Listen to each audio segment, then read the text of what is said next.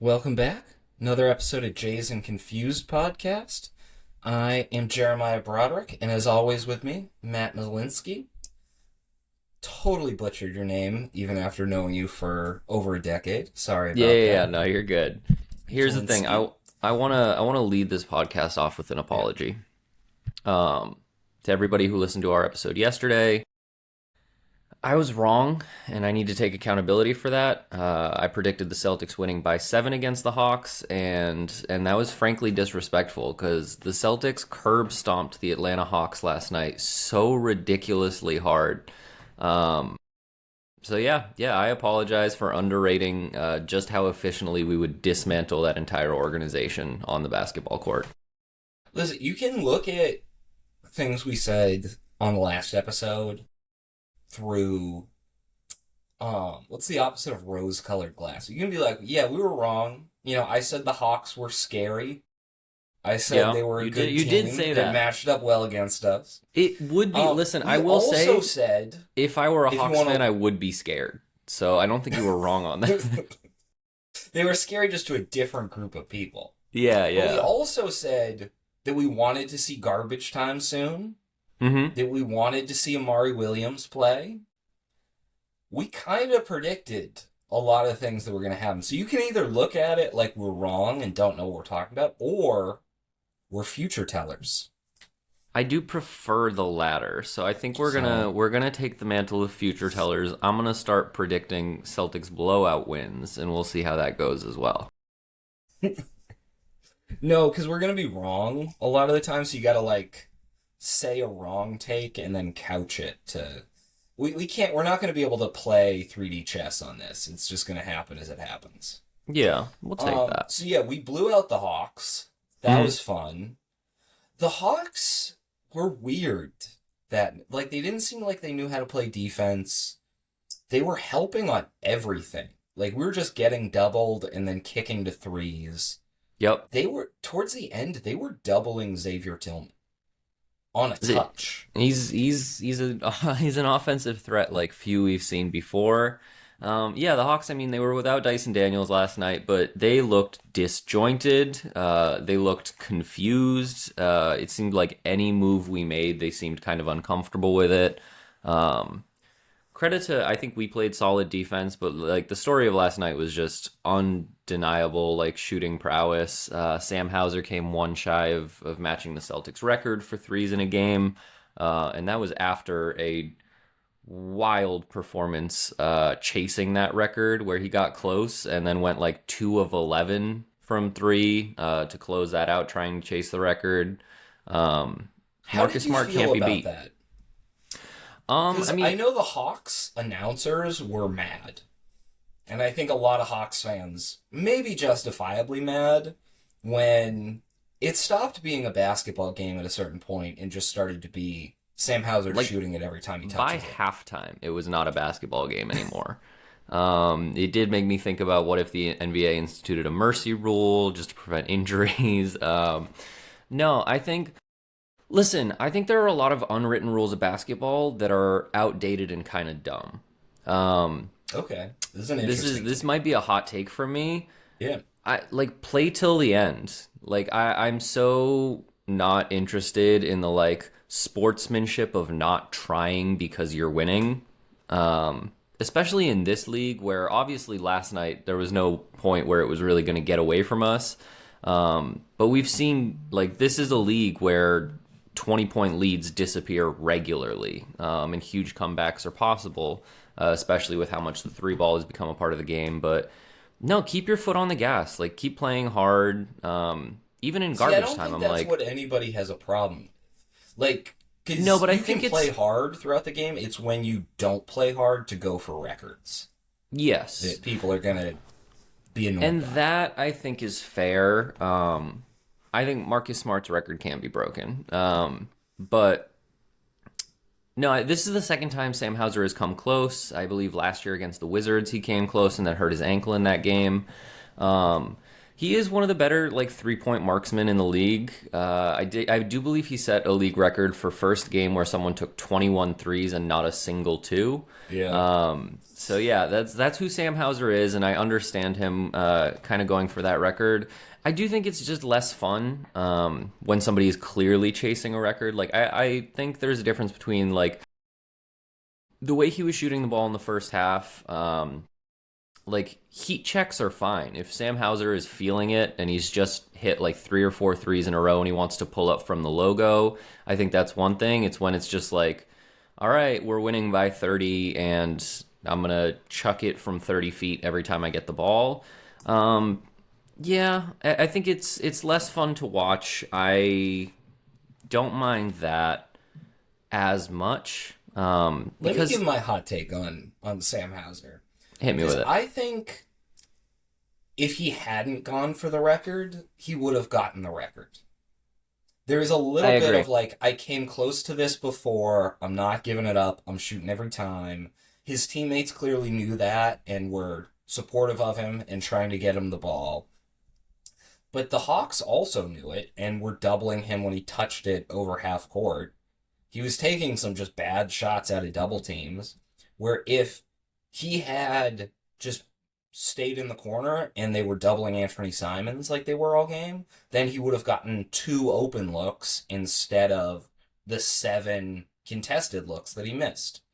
Um, I also think if the Hawks had been competitive at all in this game, like if they were able to, if their defense was this bad, but they were able to get a little offense going or vice versa, then he probably would have gotten the record just because he would have played in the fourth quarter. Yeah. Jalen probably would have ended up with 60. Like we could have seen some like ridiculous stat lines coming out of this game if guys had played their full minutes. Yeah, I mean, Jalen didn't play the fourth quarter and ended with 41 points. We made it almost 7 minutes without talking about that. So that's a testament to just how crazy Sam Hauser going for that record was. Yeah, I mean, I don't. I think it's cool when guys set records. I generally it um yeah, it feels a little 2K-ish, like when you're playing My Player and you're like, I'm just gonna beat Wilt's record for points or something like that, and you're just forcing whatever. It's not as fun to watch. And again, I think it does take away from like we were playing great basketball and it was fun to watch because the offense was flowing very naturally. Guys were finding each other. We were creating good looks. And when you're like, no, I'm gonna choose the bad looks, and watching the ball clank off, like 2 out of 11 to end the game is brutal. If he doesn't force those shots up, he's probably shooting 80% from three and hitting 10, whatever. So The yeah, same thing happened like 2 years ago at the game opener versus was it the Knicks where we were one away from setting the team three the point team record, record. and we just started chucking. Yeah, Yeah, because as soon as the other team knows you're going to shoot a three, it becomes a lot easier to defend. yeah, Um, so I think in that case too, like if we weren't going for the record as aggressively, we probably get it in the end. Like you got to be willing to shoot twos to hit threes. yeah. You And brought I up do wonder, like the Jalen way Brown that they were. tonight. Yes, yeah, yeah, yeah. Jalen Yeah. Brown. Um, what do you think motivated this? Because he came out with a purpose. Like he missed his first few shots. I thought that a lot of times when he misses his first 2 shots, he defers a little bit and then attacks it in the next quarter. Tonight, he was just super aggressive and he played the entire first quarter. Like there had to have been some sort of communication between him and Joe Mazzulla of like, I'm coming out hard tonight. Because that's usually not the minutes he plays. Was it him coming back to his hometown, playing in Atlanta? Was it he was coming off a bad night and he just wanted to get himself going? Um, what do you think kind of motivated that? I think it's probably a combination of the two. I know that in the past, and it's scared me every time he said it, but he's like, yeah, if I were to go to another team, like it'd be cool to play in my hometown. I know that he got MVP chance in Atlanta last night. Those are Um, from Celtics fans, though. He yeah, also no, got Let's a Go hundred Celtics percent. But fans. yeah, no, I think that I imagine he seems. I think our two stars, like Jason Tatum, is very attached to St. Louis, and Jalen Brown has shown a lot of love for Atlanta. And respect to the hometown loyalty, but I do think that was a motivating factor, and like being able to come home to. I do think guys just kind of obviously we haven't seen Jason Tatum play in St. Louis, but I think you've seen around the league different teams have different guys who like they play better in certain towns, especially if they like grew up there. Nerlens Noel had some good games against the Celtics back in the day as a local kid. But yeah, no, I think the hometown thing had a big part of it. I think also it is kind of to get himself going. We weren't on a skid, but we had lost like three of our last five, which hasn't happened much this year. And so I think that just kind of like setting a statement game, I think was a good move. I think the energy is gonna, the energy is shifted, kind of a thing where like he's just kind of, I'm gonna come out and dominate tonight. We're gonna get an easy win, and then we're gonna be like riding some momentum, feeling good about it. The Sam Hauser thing, I don't know if anybody saw coming quite to that extent, but just kind of getting other guys going. No, I thought our offense was flowing really well last night. Like Derek White had 12 assists. I like Derek White at point guard. Derek White at point, and that's something that we've talked about is when Jason Tatum comes back. Like Peyton Pritchard has been very solid this year. Obviously, moving into that starting role. When Jason Tatum comes back, depending obviously what we do with Anthony Simons at the deadline and what's going on there, like I do prefer Derek White at the point guard over Peyton Pritchard.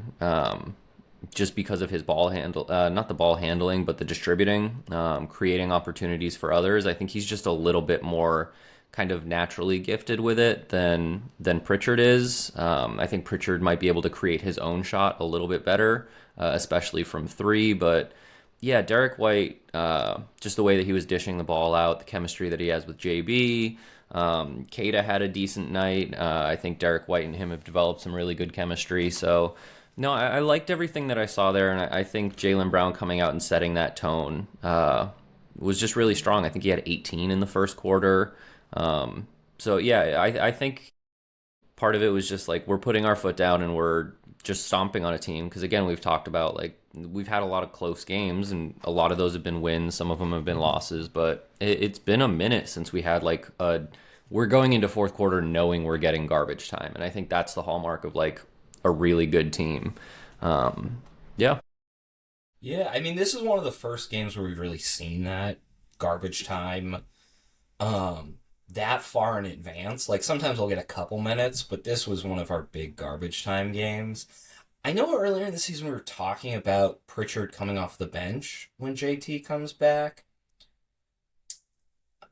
Part of me is a little bit worried about that just because you want to start your best five players, just to give them the most time on the court. Because if you have good players playing more than worse players, you're gonna win more. And when we were talking about that before, is when Jordan Walsh was just killing it, and it was like, oh, he clearly deserves to start. He's not starting now before JT comes back, so I don't know how you kind of sub him in for Peyton Pritchard while JT's subbing in for Sam Hauser. That seems So like a weird fit to me now that Jordan Walsh isn't playing at the same like crazy level. so I was actually thinking of it in terms of like move JB back to the two when Tatum comes back. And I think when Tatum comes back, it would be smart to take him off the bench for a little bit and kind of like until he's comfortable. Once he's back in the starting lineup, I think it would be like my ideal lineup there would be Derek White, Jaylen Brown, either Hauser or Walsh or Ugo, like whatever Joe is feeling that day. He usually makes solid decisions there, but that third wing who's just like defense and shooting, JT and Kata, and then Pritchard coming off the bench, I think also just gives us like a very solid, a little bit of like a safety net, like especially because Pritchard is not quite the ball, the playmaker for others that Derek White is, but I think he is better than Anthony Simons. And if you put him on that bench unit, your bench unit suddenly I think gets easier opportunities, is able to get more open shots.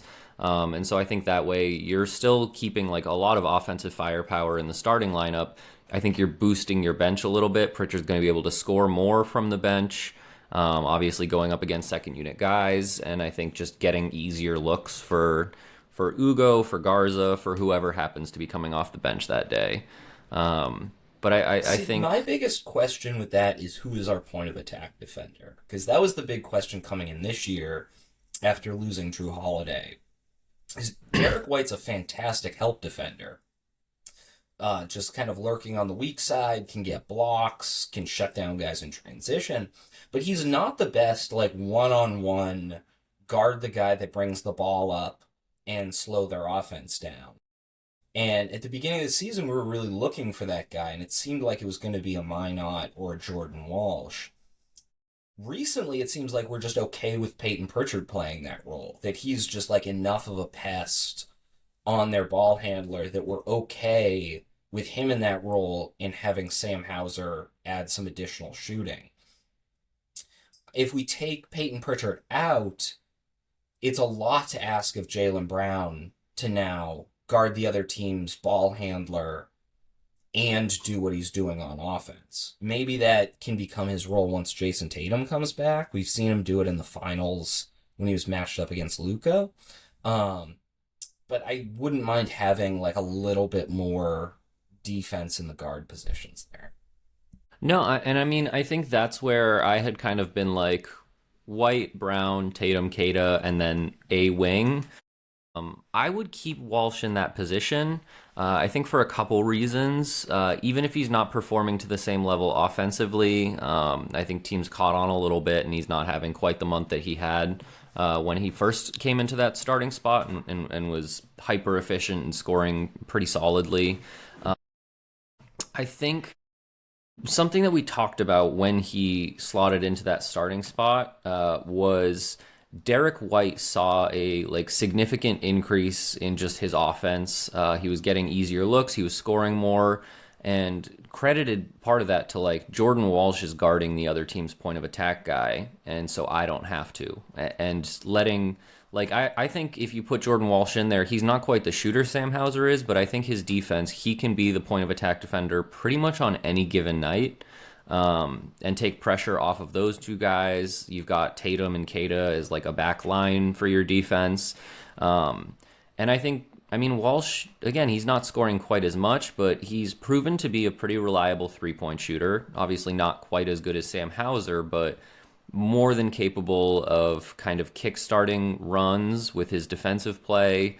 I think he fits into that role pretty naturally, even if he's not going to have like eye-popping numbers. And again, I just think that taking pressure off those guys of Derek White, of Peyton Pritchard, like we started Baylor Shireman last night.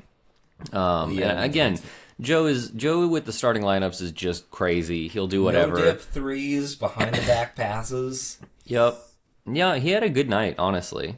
But yeah, so I would pick Jordan Walsh for that three spot. In the starting lineup and just kind of let him take on most of the burden defensively. He fits in pretty much anywhere on offense. Like he can sit in the dunker spot, he can stay out at the 3-point line, he can set screens, he can dive. So I feel like that's a pretty natural fit. Again, a lot of this is going to depend on like what happens with Anthony Simons, because Pritchard and Simons coming off the bench is like a potent combination, but again, it's like they both kind of need the ball in their hands to be at their most effective. Again, Pritchard's a pretty solid. I do think when Simons is coming off the bench alone, like we've taken out Pritchard, White, and Jaylen, he doesn't have many guys to pass to him, and he is a very good off-ball shooter. So maybe him and Pritchard coming off the bench together, Pritchard is able to get Simons some better looks. But yeah, I think that was something that I would kind of consider exploring. Can we talk Amari Williams for a sec? Let's talk Amari Williams. This is something we asked for. We asked the basketball gods Mm-hmm. for some Amari Williams minutes, and they immediately delivered. Yeah. I was a little disappointed. Yeah. He wasn't running as much as I'd like to see. Yeah. One of my big things with draft prospects and big man prospects in general is just motor. Like, how much is this guy going to run, and how many minutes a game can he run? Because when you're over 7 feet tall, that really becomes a distinguishing factor between these guys. Mm-hmm. And he did not seem to want to get out on closeouts. He was not running up and down the floor. I mean, I've seen his G League stuff where he's just an amazing rim protector, but Yep. on the NBA level, you're gonna need a guard on the perimeter at least somewhat Yeah. to get minutes. Um, he was also fouling a lot, which is also a concern for a young big man. If you don't run and you foul a lot, you're not going to play in the NBA.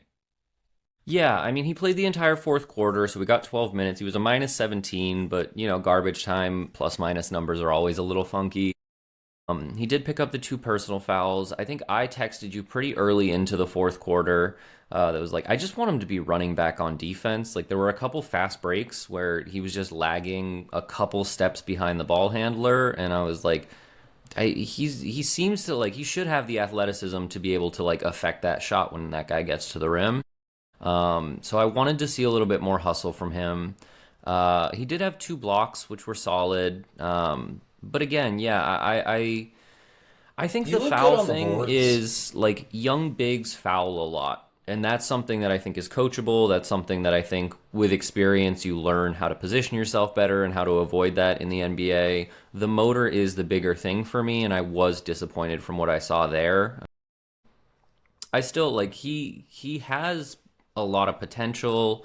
Um, like Yeah, I don't want to let one quarter of basketball fully dictate my opinion on Amari Williams. yeah, Um, a lot of times the reason bigs are fouling is because they're trailing the play.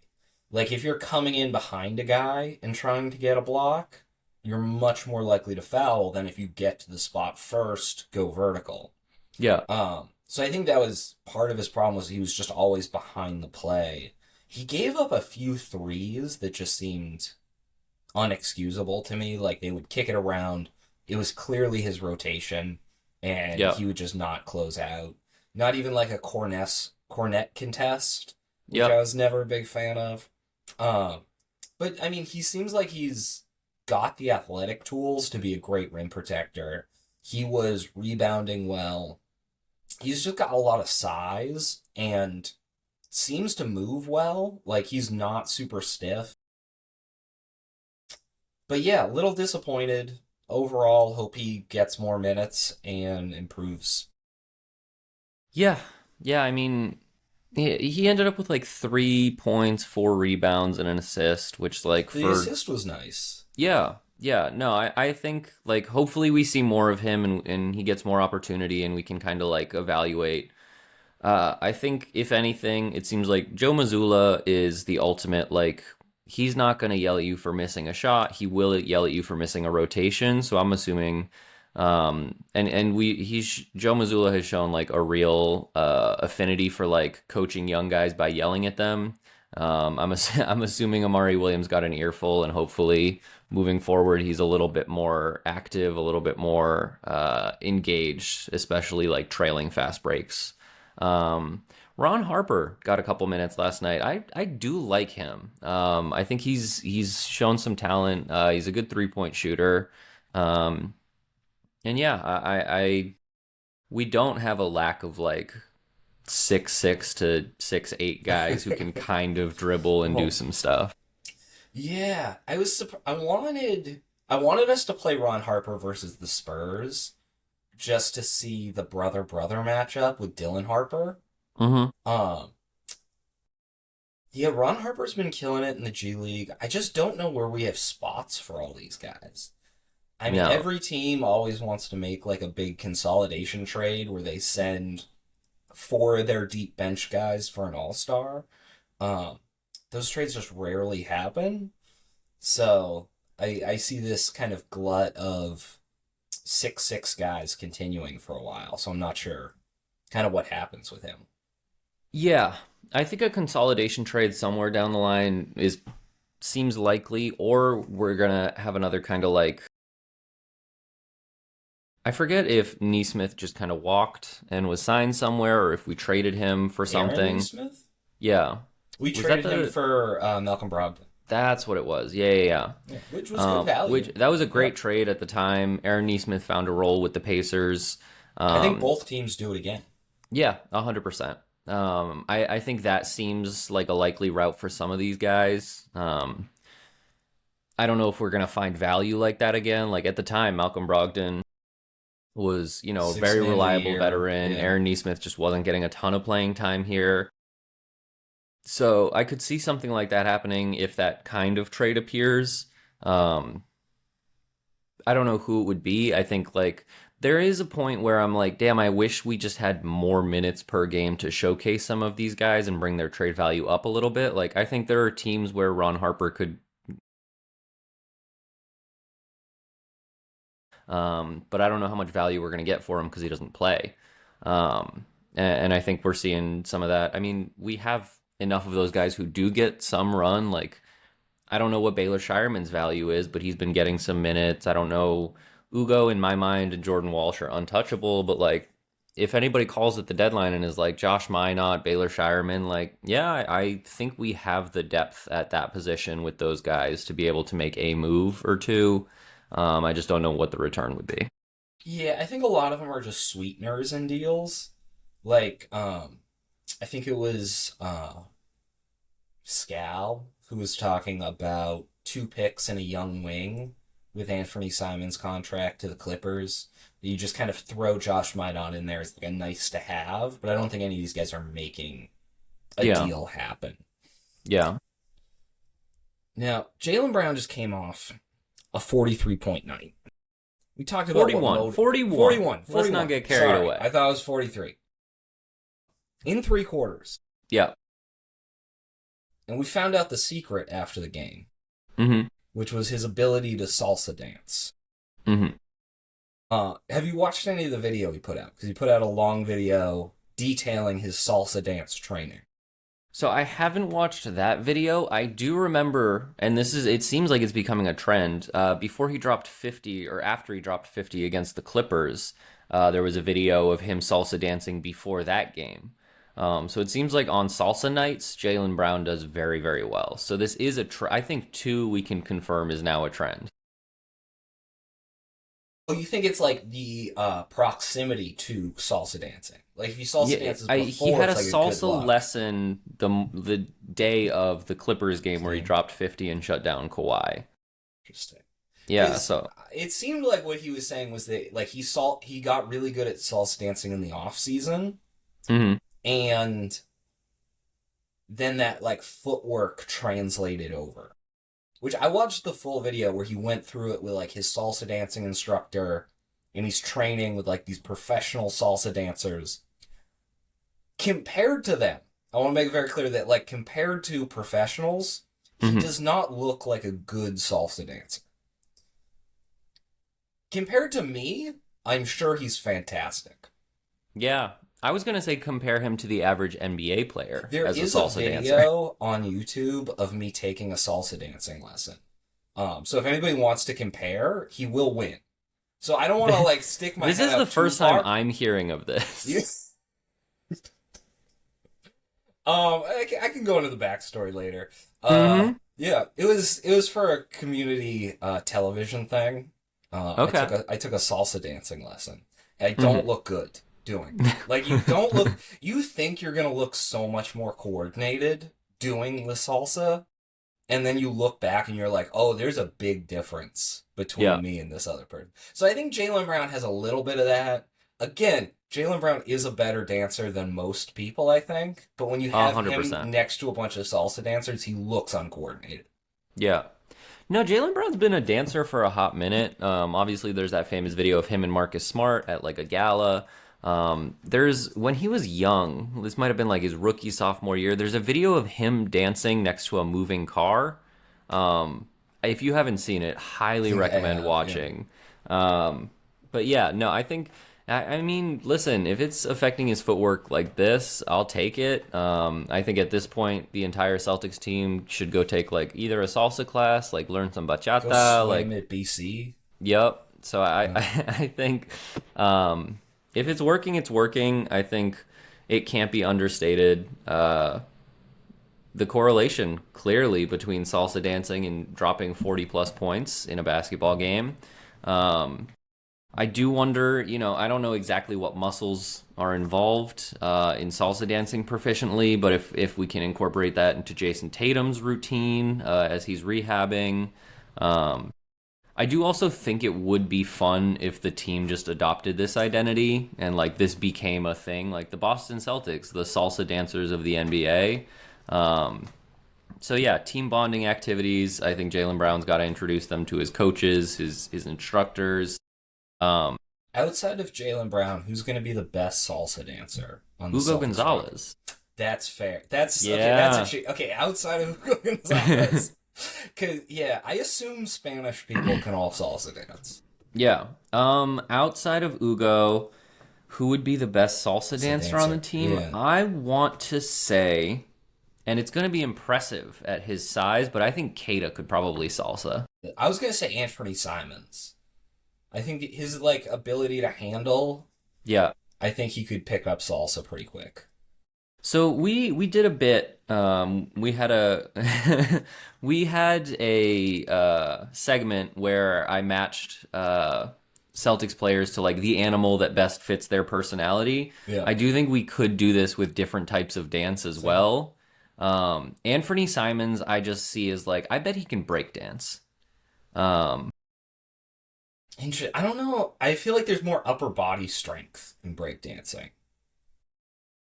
I think Anthony Simons. Listen, he's pushing off guys. I think he's got it. Yep. Um, For sure, Baylor Shireman is doing like jazz swing dancing. Yeah, I'm gonna marinate on this because Yeah, this put I some think this time is into fun. it. Yeah, You want to do some fake trades? hit me with some fake trades. Trades. All right. So deadline's coming up. I think we're about 3 weeks away. Part of my thought process on these, I have three trades. One has some alternates. The Celtics never leak. They No. don't leak. Every trade they make seems to come out of nowhere. Yes. Like it's never the rumored guy that we end up getting. So with that, I took a look at like what teams make sense that we haven't heard a rumor about. Mm-hmm. So first, I want to give you the Chicago Bulls. Yep. Okay. And I have a so this is my first version of the trade. Okay. It'd be Anthony Simons and our first round pick this year for Jalen Smith and Kobe White. Okay. Now, in the offseason, they were one of the teams that we had talked to about an Anthony Simons trade. I think it was for Vooch at the time. So they have some level of interest. It seemed like that went away when they hit this insane start to the season. Yeah. I think they like him just because, like, expiring money. He's also a good fit next to Josh Giddey, which Kobe White hasn't been. Kind of needs the ball in his hand a little bit more. Is a little bit more the same, like, 6'5" distributor that Josh Giddey is, where Josh Giddey just needs some shooters around him. I think it would take an asset to get. I'm so sorry. My cat You're just good. knocked over everything. They have shopped Kobe White a little bit, but I do think it would take like a real asset to get Jalen Smith on the team. So that's why I threw in our first. Yeah. I think it's interesting. I mean, obviously they started this season red hot. I felt like that was a little bit fake. It was. We can say Yeah. that now. Yeah. I think Jalen Smith is having a little bit of a down year compared to like his last year in Indiana. I think was probably his best year. So that was 2 years ago now. His shooting percentages are a little bit down. I mean, I think he's solid. Do you see him as like we start running? If that's the trade that we make at the deadline, is it kind of a three-man, big man rotation with him, Garza, and Keita? Yeah, I think he's probably a little better than Garza. Like, he's probably our main guy off the bench. But with his Yeah. shooting, we'd be able to start playing some two big lineups, which Yeah. I've really missed. Like, being able to go too big is something we've needed. Like, against the Spurs, when they went with that French vanilla lineup and are able to play Cornet I'm and so sorry. is that I had not heard that You nickname haven't? until now. The Oh, French vanilla lineup is it's phenomenal. Spurs fans. Spurs fans are great. Yes. But they've really embraced Luke Cornett. Hmm. Their closing lineup He deserves with that. Luke Cornett and Wemby, they call French Vanilla. They made T-shirts with Luke Cornett doing his like point to the sky thing Yep. because I there's a might I play where might need yeah, to cop yeah one of do those do a shirts. deep dive because there's been some great Luke Cornett fan action going on with the Yeah. Spurs. So let me ask you a Yeah. question. But we That's really tried to good. go Luka Garza and Keita to kind of match up with those two bigs, and Yeah. those guys really don't work together. Like they're a little slow, and the shooting just isn't there. But I think you could totally go Jalen Smith, Luka Garza off the bench. So here's what I just looked this up because I was thinking about that, specifically the shooting element. Uh, what would you guess is Luka Garza's 3-point percentage this year? Oh, it's going to be above 40, 45. 48, close to Yeah. 49. He doesn't Um, shoot a lot, but he can hit. And he's shooting more recently. yeah, he's taking like 1.5 a game. Jalen Smith is at like 34%. He's taking 4 a game, so obviously different sample size, different frequency with which they're shooting them. I don't hate the trade. Kobe White, I've never been the biggest fan of. Um, just defensively, I think Simons has really stepped up on defense, and I wonder how much of a step back we're taking there. Again, I I mean he's not a bad I don't hate the trade at the end of the day. I wonder if that's like because again we talked about in our last episode like this is kind of the trade that we can Yeah. make at the deadline. So if this is our one trade, is that We kind need of to what we're re-sign cashing in Kobe for? White. Yeah, Um, Probably a mid-level guy or a little bit less than a mid. We would use our mid-level, but sign him for like 2 for 10 or something. yeah, I have an alternate version of the trade. We don't give up okay. our first-round pick, so it's Anthony Simons for Io DeSunmu and Zach Collins. Zach Collins has been injured a lot the last few years, but is solid when he plays. Io DeSunmu is a really good defensive guard off the bench. I could see him kind of slotting into that Anthony Simons role, not so much as a scorer, but like great defender who can bring the ball up and play a little point guard. Yeah, I kind of prefer that trade. I do think like Dosunmu is actually having a really good season. I think he's averaging like I do like 14, DeSunmu. 3, and 3 or something like that. So I wouldn't hate that. I think he does fill that Anthony Simons spot pretty well. Obviously not quite the shooter, not quite the like self creator that Simons is, but what does his contract situation look like? He's on an expiring um, $7.5 million deal. So Kobe White and Io DeSunmu haven't gotten extensions, Mm, which is part of the reason the Bulls are at a crossroads right now where they kind of need to decide who their guys are. It seems like they're committed to Josh Giddey, who's having a good season, even if he's not the guy he was for the first 2 weeks of the year. Io DeSumu and Kobe White are kind of on the outs as far as guards, just because you want like a knockdown shooter next to Josh Giddey, and neither of those guys they can both shoot, but they're not like an Anthony Simons or like a great high volume 3-point shooter. I think there is a complexity with Io DeSunmu. I hmm. lived in Chicago for 3 years. Out of active players, you see more Io DeSunmu jerseys than anybody else. Like he's on billboards. Yep. If you talk to Bulls fans, they're like, "My guy is Io DeSunmu." He played at Okay. Illinois for 4 years, but he is kind Okay. of like their fan favorite. Local guy, grew up in Chicago, went to school there, played for the Bulls. Super effort level guy, even when he's on bad teams. So they might be trying to keep him. Um, but I can see a number of trades there just because if we're trading Anthony Simons, I'd like it to be for a big and a guard to replace him. And Chicago has a lot of guards and a lot of bigs that they're not super committed to. I don't know how the money works. What if we swap the pieces and I think it would take a first rounder, probably to get Dosunmu just because he is having a solid season. He's shooting 44% from three. If we did Dosunmu and Jalen Smith, what does that cost us? Can we make that work financially? And how much do we kind of Yeah. have to throw in there as well? So Because I the think that's my ideal like get back for. Jalen Smith is making 9.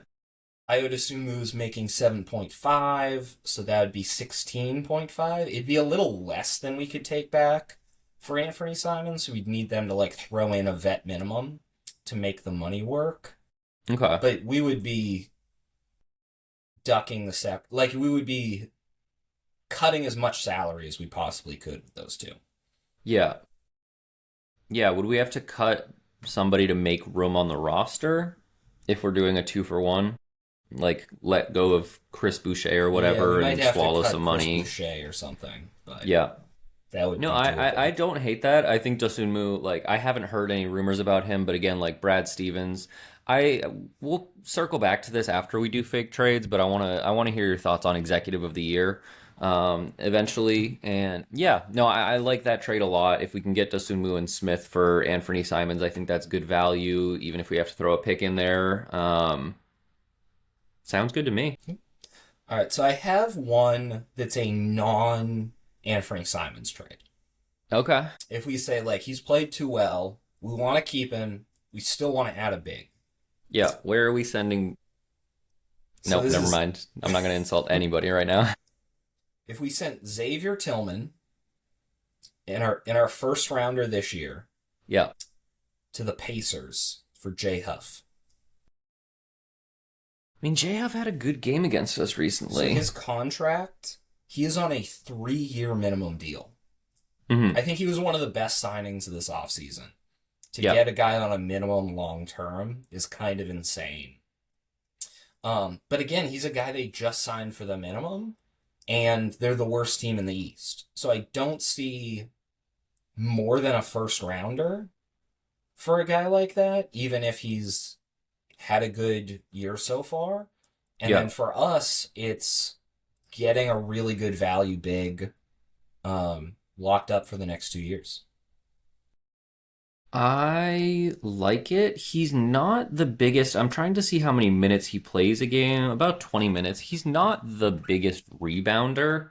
Um, I think the Celtics have come really far in terms of team rebounding, where we're not necessarily needing one guy to come in and like take on a lot of that load. But that would be my kind of. I mean, over Xavier Tillman, he's a significant improvement. It's just a first Do round you pick give up is. that pick? Yeah. Because we've also seen how Brad drafts. Yeah, how So many having that pick. seconds would that take? I'll do like 3 second rounders for it. Maybe 2 second rounder. I don't know. Like J Huff is solid, but at the Jordan end of the Walsh was day, a like second. yeah, Like, I would yeah, no, almost I think rather we give draft Brad well. 3 seconds than give Brad the 25th pick.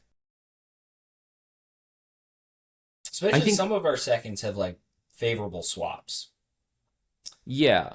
I think the thing is now we just talked about kind of like the glut, like the log jam of guys that we have in terms of depth, especially at the wing positions, and how many second rounders realistically are we going to be drafting? Where we have all these young guys who have shown some promise. It feels like we have a solid kind of like core, and we have a solid core just of like young, promising guys that we have under contract for a little bit. So I'm just not sure how much, unless we're trading like 4 years out or something, it just seems like we aren't going to have room to be drafting a ton of second rounders anytime soon. So I'd rather move off some of those and like, if we're drafting, make it, if we can get like a first round guy that can kind of impact us right away. Especially if we can draft like a solid first round big, I'd rather have that than three good second rounders just because we don't have the opportunity for them. That's fine. So my last one, and I want to know how much draft capital you think would need to be in this on either Hmm. side. Okay.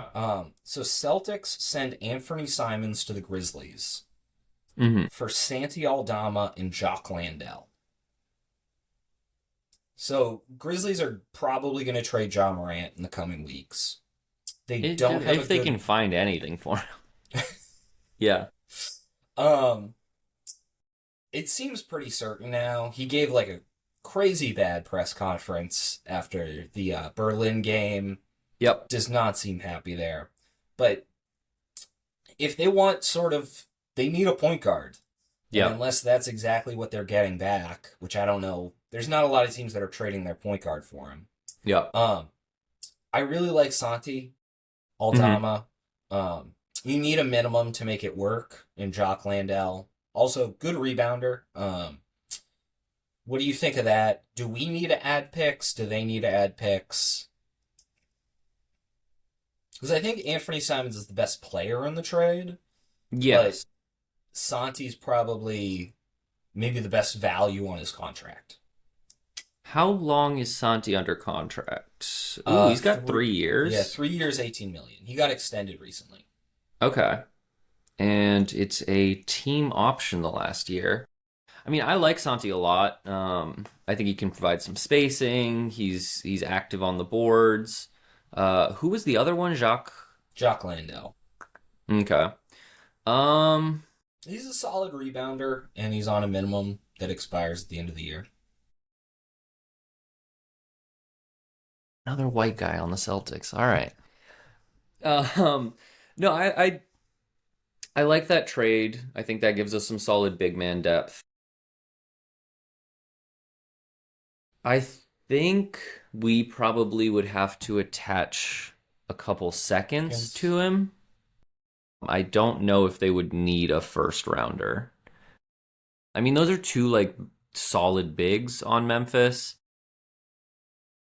but I also don't know what Memphis is trying to do. If they're trading John Morant, I don't know if they're looking for future assets or if they're looking for something more win now. Obviously, their team has been through a fair amount of turmoil. They've got a bunch of future assets from the Desmond Bain trade. So I'm not sure how they plan on leveraging those. If John Morant is going to be their only move at the deadline, or if they're going to make some bigger moves. I don't hate the trade. I just don't know what Memphis is thinking, yeah, so it's difficult to figure out what we would have to do there. especially since they just extended Santi recently. Mm-hmm.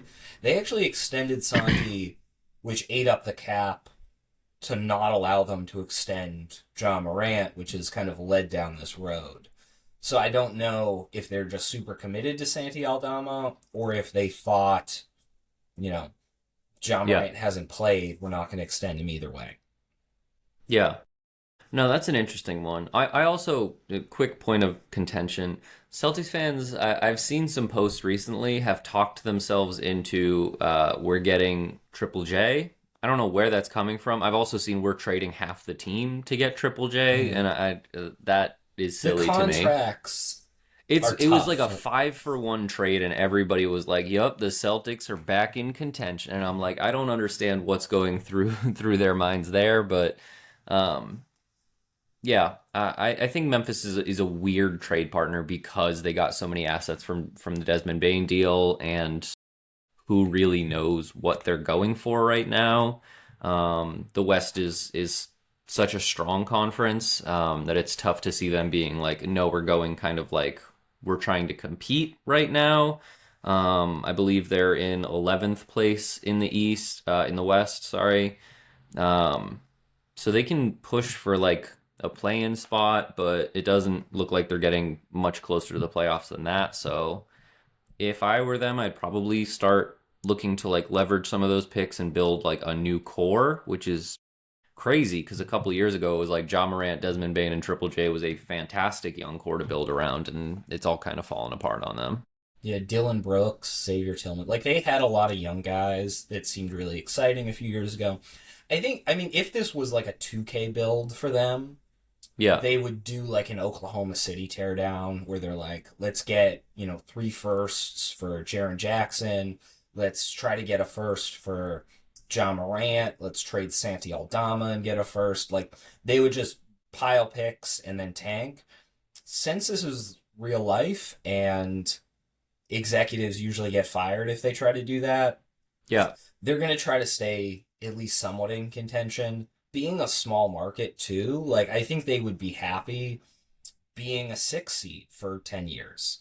Um, so I think trying to add a few pieces around Jaren Jackson and then knowing that you have two teams' picks going forward because of the Desmond Bain deal, you can kind of afford to, as long as you're not trading a ton of firsts, you don't need to tank because you're going to get multiple bites at the apple each year. Yeah. Yeah, I mean, right now they're 7 games, 7.5 games back of the 6 seed. So, the West is a tough conference, and it's really where are they gonna find talent? I mean, they Colin have those Coward first looks round good, but picks. he's not Yeah, life changing for yeah, a they're team. they're one of those teams that it feels like always have like some young guys with promise. But outside of that one run when John Morant was John Morant, they really haven't been able to like put together kind of a consistent culture of winning.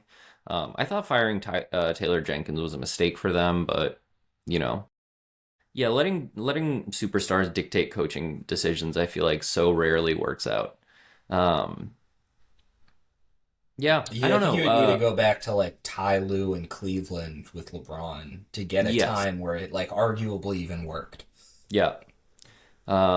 Maybe Bud in Milwaukee. I don't know how much Giannis had an input on that, but But Giannis notably wanted to keep Jason Kidd. oh yeah, that was Yeah, that. Yeah, yeah. Jason Kidd doing great stuff from the 12 seed in the West.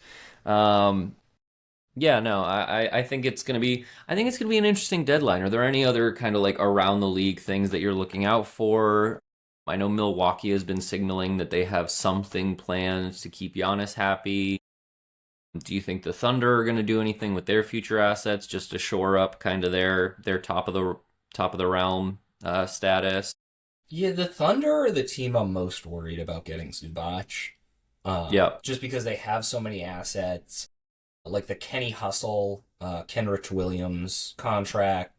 They could yeah, just like they could do some crazy stuff if they wanted to, where they could just be like, "Hey, three firsts and some guys that don't play for us give us the fifth best center in the league to kind of shore up our one hole."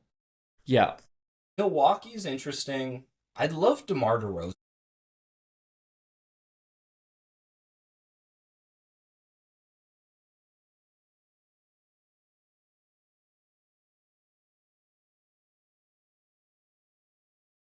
yeah.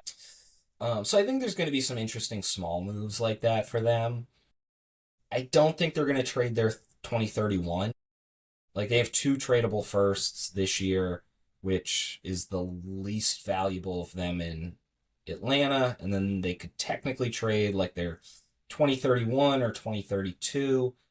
With Giannis probably not signing his extension this offseason, I think that they're going to be limited by that one first rounder. If they could flip that and Kuzma into a DeMar DeRozan or and to pick another like Keon Ellis from the Kings, I could see Mhm. that being interesting for both sides. Um, I don't see a ton of like star movement this deadline. I feel like we say that every year, and then like Luca moves. Um, That was a special circumstance. stance. Somebody got Nico Harrison drunk. They could get him drunk again. But yeah, John Morant's going to be interesting where he ends up. What the return is for him, Yeah. because if it's similar to Trey Young, where you just kind of get some contracts with useful players back, um, if they don't get at least like a protected first, I'd be disappointed on their end. What are the teams that you think are feel the most urgency going into the deadline? I know that this was a really funny headline to get pop up on my phone. Jonathan Kuminga demands trade. I think the Warriors are in an interesting deadline position. I'm curious what happens there. But are there any other teams that you feel like are in a spot where they're either on the fringe of contention and feeling a sense of urgency to like push for it, or are kind of just need to offload some stuff either way? Yeah, I think Bucks are definitely feeling it just because of the Giannis situation. The Warriors aren't playing up to their level, and I think they'll have to make some sort of move around the Kuminga contract. How aggressive they get there will be interesting. They really need a big, because Al Horford hasn't been Celtics Al Horford for them. Um, so that'll be kind of interesting. They tend to put a lot of pressure on themselves. Just Joe Lacob seems to really want to compete every year. Steph is still in his prime, which is still going. Yeah. So, last year they pulled off the Butler trade. He's been good, but not great. Uh, I think they had hoped he could be kind of a higher volume scorer to take some pressure off Steph. So if they could get a big that could score a little on like a $20-30 million a year contract, that would help them a ton. I think the Yeah. Lakers have some pressure just because the last year of LeBron's deal. Um, how much future assets do they want to give up to win now? I know that there's been kind of a dialogue on like, is it Luca's team and they want to build for the future, or is it LeBron's team and they want to win right now? I think Luca's at a point where you need a win right now with him because Yeah. he's dead in the middle of his prime.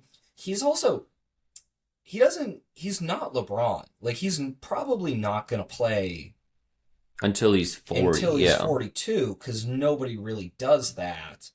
And I mean, when you have those two guys, you should probably try to win now. Yeah. They have a lot of mid-sized contracts, the Jared Vanderbilts, the Gabe Vincents, which make The trades Marcus possible Smarts. for them. Well, they're not going to trade Marcus Smart No. because It'd be foolish for any team to trade Marcus Marcus Smart, Smart. frankly.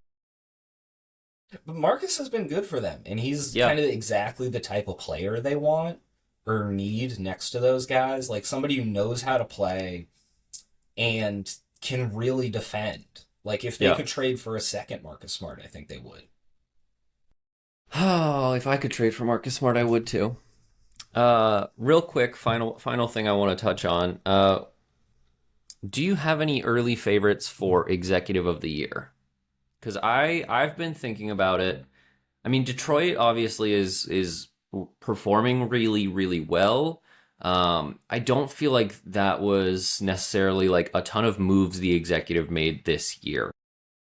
See, this is another NBA award where I have no idea what we're voting for.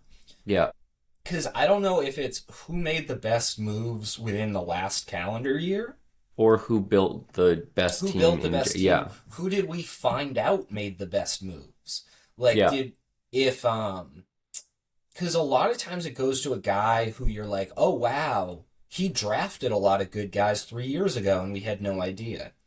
Like, yeah, executive moves tend to work out 2 years from now. It's not like MVP where you can look and say, like, who played the best this year? yeah, Because a lot of times we don't know for a year or two, especially if they're, scouting guys better than the rest of the league. yeah, I think Sam Presti always has an argument just because of the team he built. But if you then say, like, okay, it's who built the best team, you end up with these runs where it's like, well, yeah, Sam Presti's going to keep winning because he's going to keep having these guys on his roster. yeah. Um, but I definitely think Brad has an argument this year, especially with a lot of the guys he's kind of found at the fringes of the league The that have really Garza, the popped this Minot, year. drafting Ugo. Yeah, and if it's similar to Coach of the Year, where it's just like who overperformed expectations, then yeah, I think it's Brad Stevens. Yeah.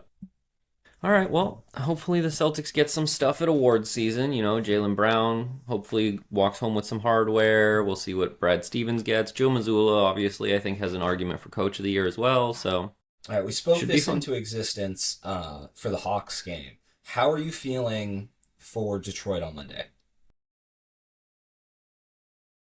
What's your wish to the basketball gods? I Before we ask for wish. Amari I Williams wish. minutes, what do you want to see? Um, I want to see Ugo Gonzalez get a double double and the Celtics win by 4. I like it.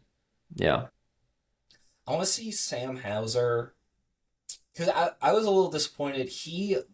At the halfway point in this Hawks game, he had Yeah. gotten his season percentage to over 40% Yes. and then started chucking and went back down to 39. I'd like to see him have another hot night. Probably not like crush the record or anything, but go like 5 for 7 and just Yeah. get to that 40%. Because I am tired of like the Twitter discourse of does Sam Hauser still have it? All right. On that That's my note, wish. I wanna end this podcast with I need to be part of the Sam Hauser apology tour. I was very hard on him earlier in the season, and he's found his stroke again, and obviously like he's I mean he is shooting at that like 44% Yeah. level. It's just those early season numbers are dragging it down, so it's not there statistically yet, but that's the shooting that we've come to expect from him, and it's been fun to watch. Hell yeah. We can end it there. Thanks for tuning in, guys. And we'll talk to you soon.